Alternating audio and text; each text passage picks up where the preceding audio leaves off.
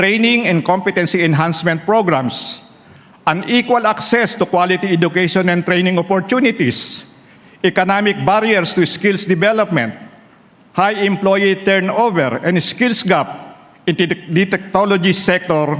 And on the demand side, Mr. President, the plan seeks to lower business operating costs, simplify complex regulatory requirements, and promote ease of doing business, as well as promote investments in infrastructure and technology, including digitalization and connectivity. For the duration of the 10-year Trabaho Para sa Bayan plan, there will be continuing focus on developing and equipping human resources with the skills and competencies that will ensure their employability and upward mobility amidst the ever-changing world of work.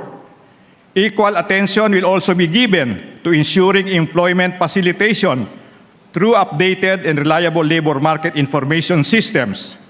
Moreover, attention shall also be given to supporting the expansion and growth of businesses through a balanced combination of responsive capacity building measures, particularly towards digitalization, well-designed incentives, and wider access to credit. For the next 4 years to be implemented until 2028, Mr. President, alongside the time span of the Philippine Development Plan and the Labor Employment Plan, the Trabaho Para sa Bayan plan will have 4 strategies. The first is to strengthen the alignment of education and training programs with industry requirements. The second is to expand employability programs in order to facilitate school-to-work and work-to-work transitions, especially for the youth and young workers. The third is to reduce the regulatory burdens on MSMEs and at the same time ensure compliance with all labor standards. And last but not the least is to strengthen social protection mechanisms, including measures for just transition and the operationalization of the social protection floor framework, which you, Mr. President, approved last year. Mr. President, the Trabaho Para sa Bayan plan carries with it the collective wisdom and commitments of the member agencies of the Trabaho Para sa Bayan Interagency Council, particularly the NEDA, DTI, DOLE, DILG, DBM, DOF, and TESDA, as well as representatives from labor organizations, employers' organizations, the informal and the marginalized or vulnerable sector. We have a strong faith that under your leadership, Mr. President, this plan will be a major avenue in our roadmap to the future that all Filipinos aspire for, the vision of a stable, prosperous, and secure future, the vision of a bagong Pilipinas. Maraming salamat po at magandang umaga sa inyong lahat. Thank you, Secretary Laguesma.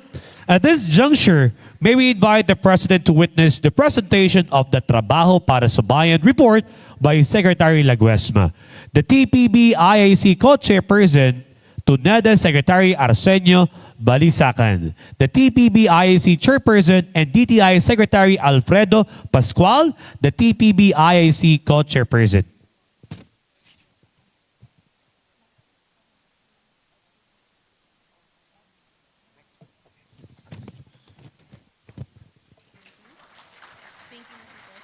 Thank you, Mr. President.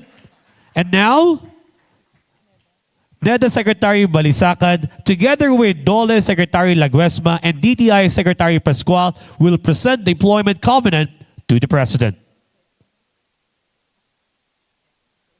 The employment covenant on the formulation and realization of the 10-year TBB plan was signed earlier by the chairperson and co-chairperson of the TPB-IAC.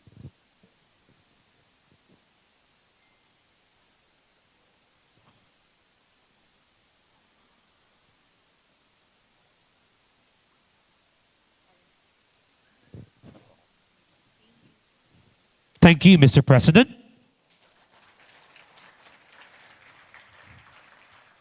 Now, may we call on Labor and Employment Secretary Benvenido Laguesma to introduce our guest of honor.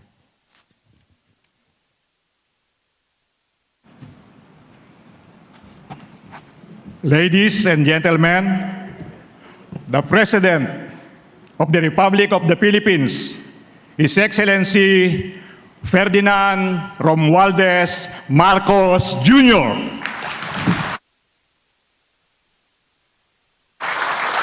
Thank you. Thank you, Secretary Danny Laguesma. Please, let's be seated.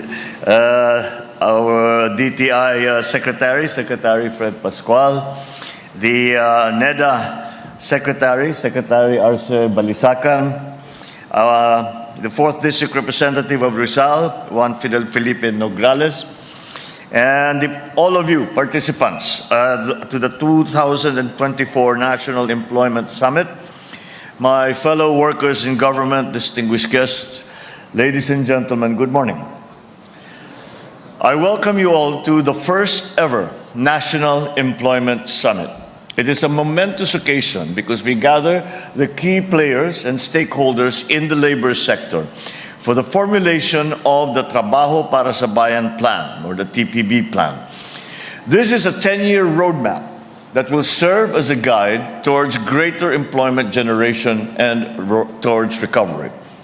In line with our priorities and the outcomes that we desire, and strategies stated in the Philippine Development Plan, the Philippine Labor and Employment Plan, the Strategic Investment Priority Plan, and the Workforce Development Plan, the TPB plan will be one of the driving forces to help create at least 3 million new jobs by the year 2028.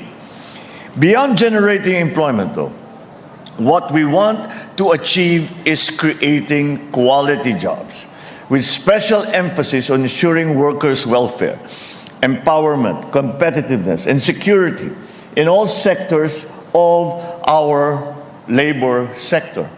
This is why government is working doubly hard to address the proverbial problems that we have always faced: job skills mismatch, underemployment, unemployment, through the reforms in our basic education curriculum, the embedding of TVET in the senior high school curriculum, and the implementation of employment facilitation initiatives.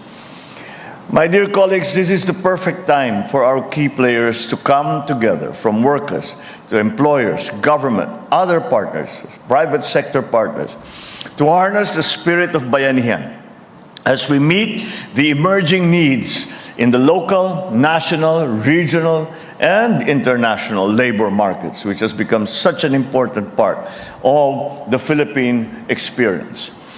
We have exciting times that lie ahead. We look forward to the new jobs, the new sectors, the new opportunities that are waiting for us and for the Philippines. So let us lay the groundwork that will ensure that the next decade will be a decade of meaningful employment and economic growth. Let us craft a TPB plan with the goal of ensuring that our people are reaching their fullest potential as active participants in building our nations and our world. At this juncture, allow me to acknowledge the efforts of the Department of Labor and Employment, the Department of Trade and Industry, and the National Economic and Development Authority, together with our partners in the employment sector, for shepherding this important plan to this fruition. Equally important is the participation and contribution of trade unions, of industry tripartite councils, federations, employers groups, and other participants during the regional conversations that paved the way to this summit that we are attending today. Let me also commend all of you for the signing of this employment covenant, because it is a document that will serve as another crucial input to the 10-year Trabaho Para sa Bayan plan. Altogether, the covenant and the TPB plan will ensure the interagency and multipartite approach to achieving our objectives for productive, remunerative, and decent employment generation. To our partners from the private sector, I once again call on you to work closely with government to create more quality and green jobs for our workers. may also take advantage of the incentives and reforms that we have put in place to expand your operations, generate more employment and opportunities for all Filipinos. To those development partners who have played an important part in bringing us to this day, we thank you once again for helping us strengthen a more resilient and prosperous economy that provides decent, quality jobs for Filipinos. And I look forward to our future collaborations. To our workers, I urge all of you to continue honing your skills and competencies to be ready for the exciting employment opportunities that lie ahead of us. We in government will support this effort and provide that upskilling and reskilling, as we are now referring to it, so that we are competitive not only in the local job market, but also in the international labor markets. The new technologies that are coming in have changed the priorities of every economy. The arrival of the digital economy, the expansion of the digital space, the soon already, actually is already here, we don't just quite realize it, but the increasing involvement of AI requires the technical knowledge and the technical training and experience for us to be able to participate. And that is the job of government. The job of government is to be able to bring you to the skill levels that are required so we can compete in the job markets, once again, here in the Philippines and also abroad. So rest assured that this administration will continue to ensure the sustainability of jobs, upskilling and reskilling of our workers to maintain the productivity and the edge of our labor force and our economy. With our unity and cooperation, I'm certain we will not only survive, but thrive in the evolving job market, ensuring no Filipino is left behind as we move forward. So let us embrace this unified vision. Let us fully heed the call of the Trabaho Para sa Bayan plan. Muli, maraming salamat sa inyong pagsisikap na pangalagaan ang kapakanan ng ating mga manggagawa at maisulong ang isang bagong Pilipinas. Mabuhay tayong lahat. Marami pong salamat at magandang umaga po sa inyo lahat. Thank you, Mr. President, for your inspiring words. At this point, may I request the President to kindly grant us a photo opportunity. May we call on DOLE officials with red stickers to please come on stage. Employers, workers, and sectoral representatives with white stickers, please get ready.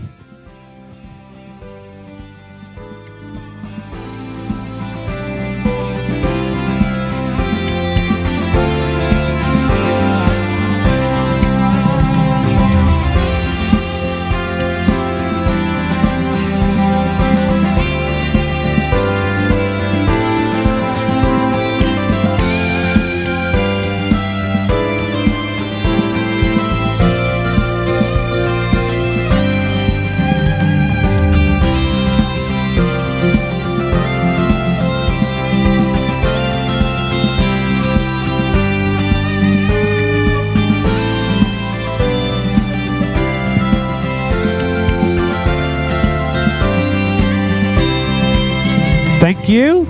Please exit to your right. May we please call on stage the employers, workers, and sectoral representatives with white stickers. Regional Tripartite Industrial Peace Council officials and select development partners with blue stickers, please stand by.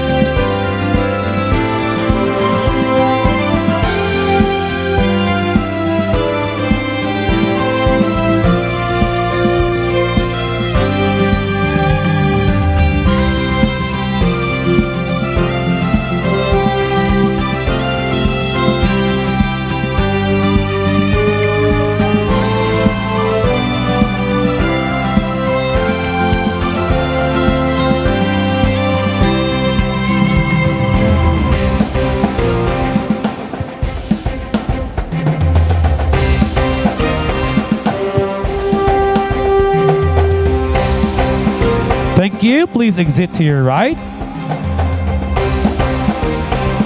Next, may we call on stage the RTIPC officials and select development partners with blue stickers. TPB IAC Technical Working Group with green stickers, please stand by.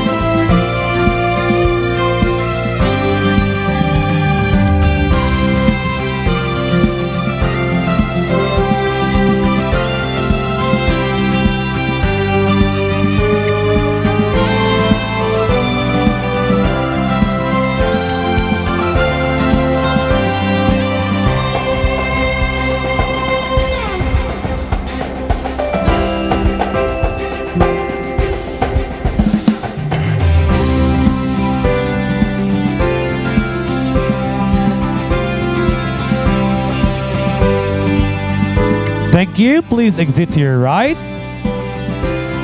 Finally, may we call on stage the TPB IAC Technical Working Group.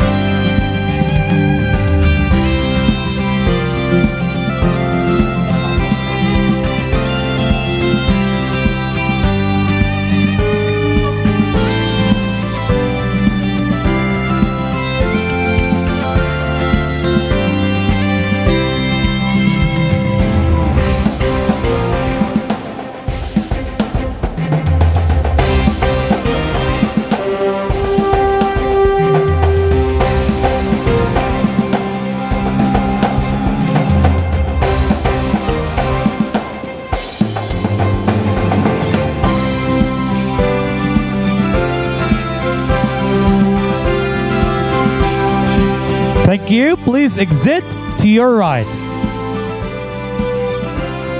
That ends our photo opportunity. And that concludes our 2024 National Employment Summit.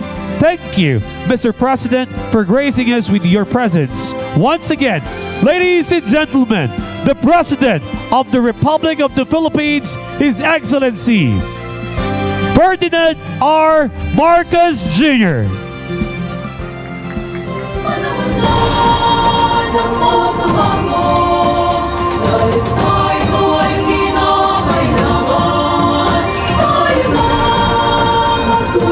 May I request everyone to please remain seated until the President has left the venue. Again, thank you.